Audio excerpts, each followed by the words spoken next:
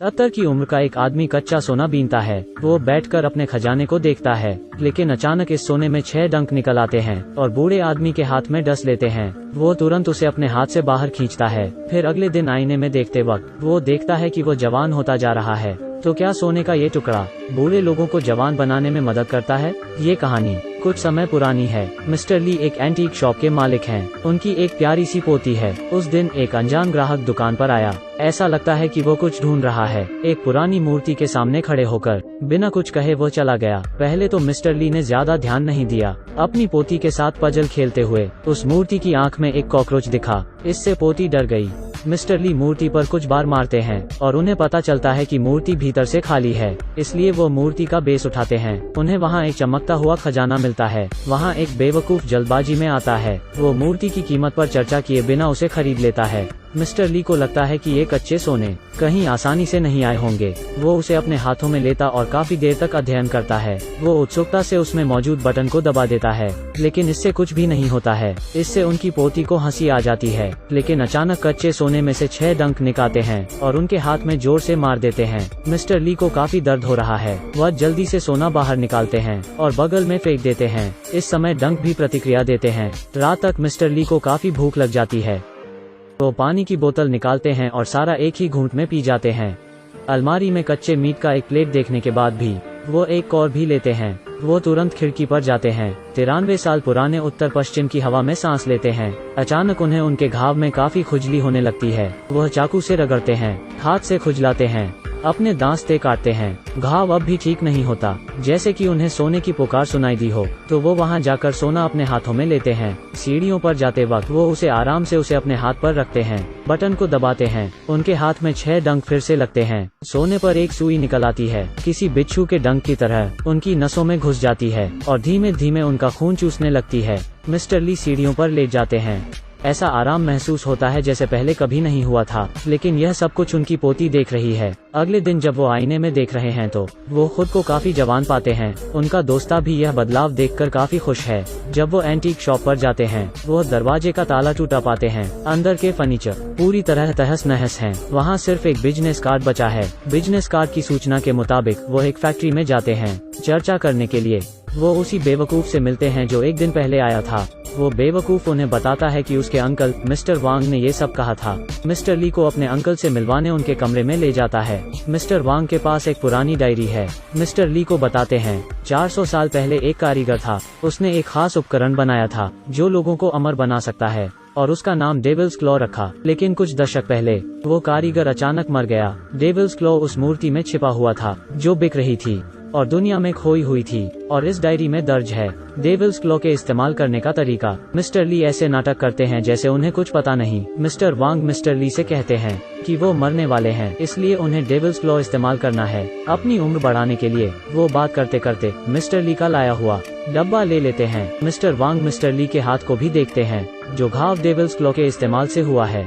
वो मिस्टर ली पर चिल्लाते हैं और उन्हें मूर्ख कहते हैं, क्योंकि उन्हें पता है कि अगर इस्तेमाल किया हुआ डेविल्स क्लॉ है तो इसकी कीमत चुकानी पड़ेगी। फिर वो बेवकूफ को मिस्टर ली को ले जाने के लिए कहते हैं, लेकिन बक्से में सिर्फ 2 टूटे ताले हैं। मिस्टर ली को अचानक एक चमकता हुआ सोने का खजाना मिल जाता है। पता चलता है कि बस रख देने से वो खून चूसता है और इससे आप पूरा तरह रिकवर कर सकते हैं। बाद में वो उस पर निर्भर होते जाते हैं, लेकिन इसके बाद उसे इसकी बड़ी कीमत चुकानी पड़ती है। उस दिन वो और उसका दोस्त नए साल का जश्न मना रहे हैं। अगले टेबल पर बैठा इंसान को शायद सुंदरता दिख गई है। उसकी नाक से खून नहीं रुक रहा है। मिस्टर ली अचानक खड़े हो जाते हैं। जाते खून की गंध उन्हें अजीब तरह से रोमांचित करती है, तो वो उस आदमी का पीछा करते हैं। जब वो टॉयलेट में पहुंचते हैं, जमीन पर बिखरा हुआ खून देखकर मिस्टर ली जमीन पर लौटने लगते हैं, उसे बार बार चाटते हैं। इस समय मिस्टर बेहोश हो जाते हैं। जब वो जागते हैं, वो उस बेवकूफ को अपने बगल में बैठा पाते हैं। वो मिस्टर ली कार से बाहर खींचता है और उन्हें मारता है। वो मिस्टर ली से पूछता है, इस डेविल्स क्लॉ का क्या काम है?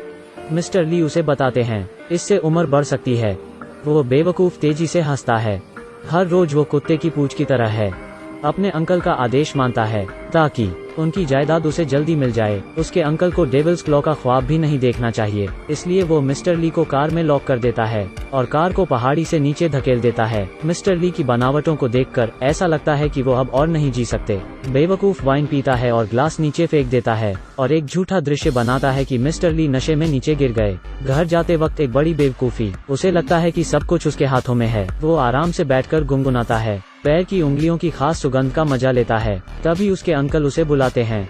वो जल्दबाजी में कपड़े बदलता है, अंकल के कमरे में जाता है। उसकी बुरी तरह मार पड़ने वाली है। असहाय होकर बेवकूफ उसे बताता है कि क्योंकि मिस्टर ली कार को सही समय पर रोक नहीं पाए थे, इसलिए उन्होंने गाड़ी को खुद ही नीचे गिरा लिया था। लेकिन अंकल उससे खुद ही पूछते रहते हैं कि क्या उसने उनकी छाती पर वार किया था। बेवकूफ को अब भी कुछ समझ नहीं आता है। मौत अंत है, अब उन्हें क्या चाहिए? वो उनकी छाती पर वार क्यों करेगा? क्योंकि जो डेविल्स क्लॉ का इस्तेमाल करते हैं वो आदमी सिर्फ दिल पर वार करने से मारा जा सकता है, नहीं तो वो फिर से अवतार लेता रहेगा। बेवकूफ मिस्टर ली के अंतिम संस्कार में जाता है, उनके शव के पास जाता है, हालात का परीक्षण करता है, कुछ देर के लिए उनकी नाक दबाता है। मिस्टर ली कोई प्रतिक्रिया नहीं देते हैं, लेकिन वो अब भी सुनिश्चित नहीं है। वो मिस्टर ली के दोस्त होने का नाटक करता है, जो उन्हें जलाने से पहले एक बार देखना चाहता है। लेकिन अब मिस्टर ली शमशान में ले जाए जा चुके हैं। बेवकूफ शमशान की ओर देखता है और जोर से हंसता है, लेकिन उसे यकीन नहीं होता मिस्टर ली जल्द ही वहाँ से निकल आए। मिस्टर ली को उनकी मौत के तुरंत बाद जला दिया गया था,